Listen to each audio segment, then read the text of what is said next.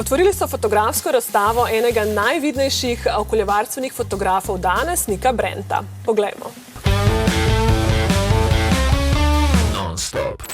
I think that this exhibition can change the way you think, and it's a call for action.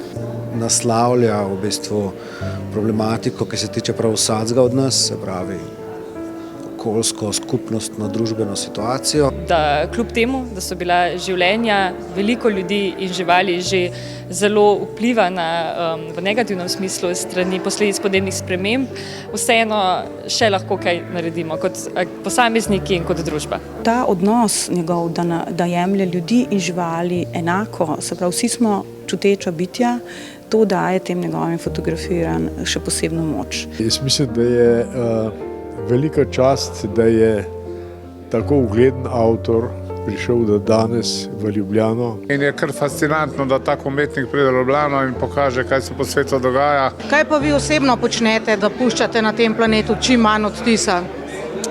No, ena od stvari je, da vozim hibrida. Recikliram, veliko hodim, s kolesom se vozim, čim manj potujem. Vsekakor pa se strinjam, da bi morali vsi k temu pristopati čim bolj odgovorno.